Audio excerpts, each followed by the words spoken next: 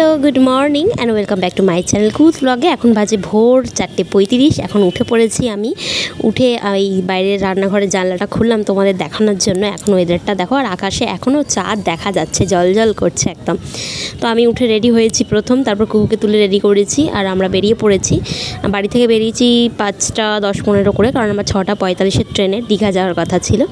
আর এর আগে তো আমি বাপের বাড়ি ছিলাম এক সপ্তাহ ছুটিতে, সেটা কোনো ভ্লগ বানানো হয়নি। আর কালকে রাত্রে আমি এসেই আজকে আবার বেরিয়ে যাচ্ছি বাপের বাড়ির সবাইকে নিয়ে দীঘা। তো প্ল্যানটা, আমার বিয়ের 6 বছর হয়ে গেছে, আমি এখনও আমার হাজব্যান্ডের সাথে কোথাও যাইনি। তারপর তো কুহু হয়ে গেছে, এই প্রথম আমাদের ফার্স্ট ট্রিপ ফ্যামিলির সাথে, আমি কুহু আর ওর বাবার। আর এখানে আমার দিদিরাও যাবে বলছিল, সঙ্গে মাকেও নিয়ে নিয়েছে। তো দেখো, আমরা ট্রেনের জন্য অপেক্ষা করে 5:30টায় পৌঁছে গেছিলাম, কিন্তু ট্রেনটা লেট আছে। তো আমরা সেখানে হাওড়া থেকে এসি বাস ধরে উঠে পড়েছিলাম হাওড়া যাওয়ার গন্তব্যে। এটা আমরা কিন্তু না বাবা, দিদি, মা, আমি সবাই বাসে বমি করি। আমরা বাসে বেশিক্ষণ জার্নি করতে পারি না। এসি বাসে উঠেছি ঠিক, কিন্তু মনটা ভয়ও লাগে যদি বমি হয়ে যায়। তাহলে ঠাকুরের কৃপায় বমি হয়নি। আমরা 4-5 ঘন্টার রাস্তা বাসে করে কিভাবে চলে গেছি জানি না। আর আদৌ কী বলতো, এসি বাস ছিল তো, মানে তেলের গন্ধটা বেশি নাকে আসেনি, তার জন্য হয়তো ভমিটিংটা হয়নি। তো এইখানে এই যে হাত পা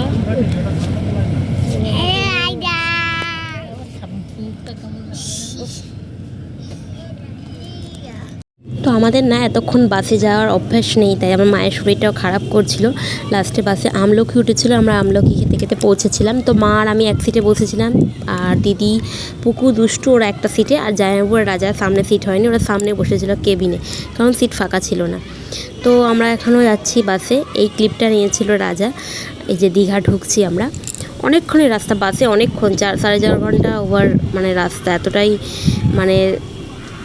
মানে কি বলবো, বিরক্ত লাগছিলো। বাস থামছেই না, চলেই যাচ্ছে। তো আমরা যাবো নিউ দীঘা। আর আমরা বাসে দাঁড়িয়েছিল এক জায়গায়, কোলাঘাট পেরিয়ে 10 মিনিটের জন্য দাঁড়িয়েছিল, যাতে টয়লেট যাওয়ার ছিল, গেছে। আমরা কিছু খাইনি, সকাল থেকে খালি পেটে আছি। আর আজকে আমার কপালে চাও জোটেনি, মানে যেই চা ছাড়া আমার সকাল হয় না, সেই চা দিয়ে আমার বেলা গড়িয়ে আমি দীঘা চলে এলাম, কিন্তু এখন আমার চা জোটেনি। আজকে আর মনে হয় না এখান থেকে গিয়ে সমুদ্র স্নানে যেতে পারবো। আর এই যে রইলো আমাদের গেস্ট হাউস। আমরা অনেক খুঁজেছি, রোদ্দুরে গরমে পাইনি। পরে রাজা আর জায়গা গিয়ে খুঁজেছিল, আমরা এক জায়গায় দাঁড়িয়ে টিফিন করেছি। আর আমরা সেদিন আর সমুদ্রে চান করতে যেতে পারিনি, এটা হচ্ছে বিকেলবেলা। খাওয়া দাওয়া করে রেস্ট নিয়ে ঘুমিয়ে এবার বেরোচ্ছি সমুদ্র দর্শনে। তো এই যে আমার সমুদ্র। আমি এর আগে এসেছিলাম দীঘা, কিন্তু সেটা বিয়ের আগে, সেভাবে ঘোরা হয়নি, তখন ছোট ছিলাম। আর আমি পুরী যাওয়ার আমার খুব ইচ্ছা, আর দীঘাতে এসে সেইভাবে এনজয় করতে পারলাম না এবারে। তবু এই যে সমুদ্রে এলে সব মন খারাপ, সব ক্লান্তি, সব খারাপ লাগা এক নিমিষে আমার দূর হয়ে যায় সমুদ্র দেখলেই। তো এই যে মা গোপালকে সঙ্গে নিয়ে এসেছে, আর পিছনে দুষ্টু সবাই। তো চলো আগে চা খাই।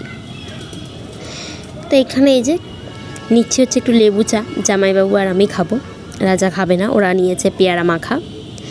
তারপর চলে গেছিলাম যেখানে মাছ বিক্রি হয় ভাজা, সেখানে কাউন্টারে। আমি তো খাইনি কিছু, কেউই খায়নি। রাজা একটা ভোলা মাছ খেয়েছে, আর পুকু আর দিদিরা নিয়েছিল একটা স্কুইড, এটাই।